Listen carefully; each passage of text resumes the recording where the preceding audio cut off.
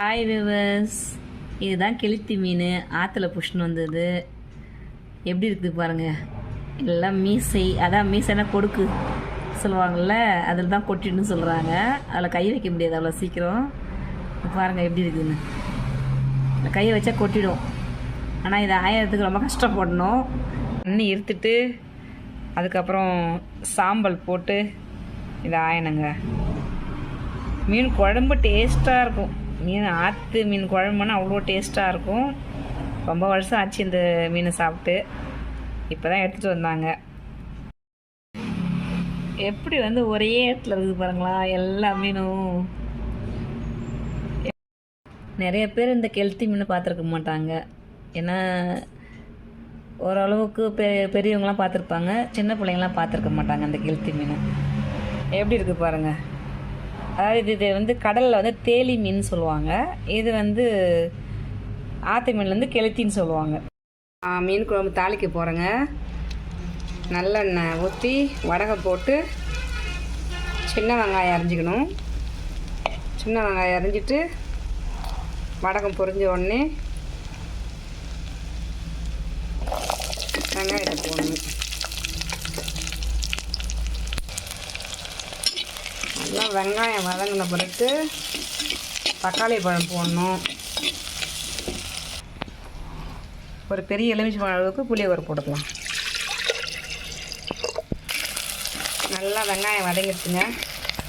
இப்போ தக்காளியை போட்டலாம். 2 தக்காளி போட்டாச்சு. ஒரு 20 சின்ன வெங்காயம்னா 2 தக்காளி போட்டோம்னா கரெக்டாக இருக்குங்க. ஒரு பெரிய எலுமிச்சை பழம் அளவுக்கு புளியோகரை போட்டு ஒரு 6 ஸ்பூன் மிளகாத்தூள் போடுவேன் நான். உங்களுக்கு எவ்வளோ காரத்துக்கு ஏற்ற மாதிரி நீங்கள் போட்டுக்கலாம். உப்பு தேவையான அளவுக்கு போட்டு அரிசி வச்சுங்க.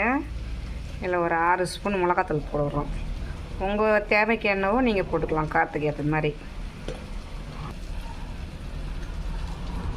உப்பு போட்டாச்சு. அதுலேயே இப்போ மிளகாத்தூள் நல்லா கரைச்சிட்டு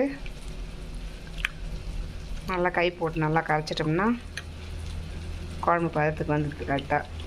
எப்படியும் உங்களுக்கு உப்பு கரெக்டாக இருக்குதுன்னு பார்த்துட்டு அதுக்கப்புறம் நீங்கள் ஊற்றிக்கலாம். குழம்பு வதங்கிடுச்சிங்க. இப்போ ஊற்றிடலாங்க.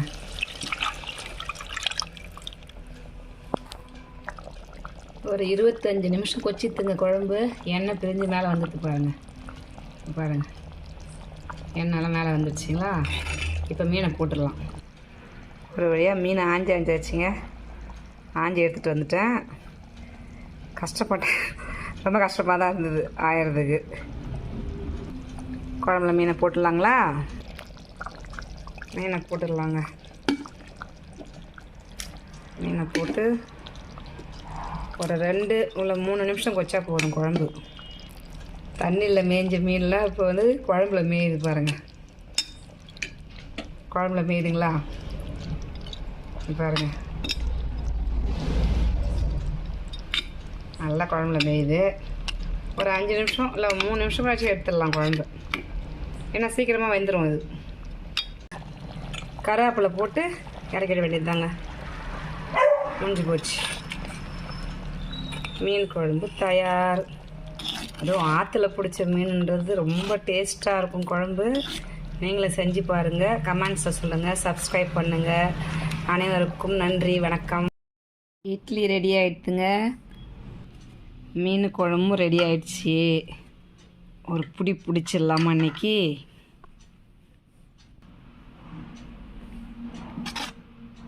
மீன் குழம்புங்க என்ன ஒரு டேஸ்ட்டாக இருக்க போகுது.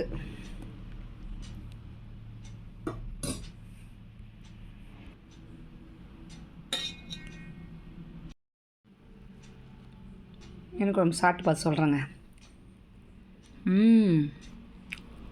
செம டேஸ்ட்டாக இருக்குங்க. உண்மையாக அருமையாக இருக்குது. நீங்களும் செஞ்சு சாப்பிடுங்க. பாருங்கள் அழகாக வந்துட்டு பாருங்கள் மீன்.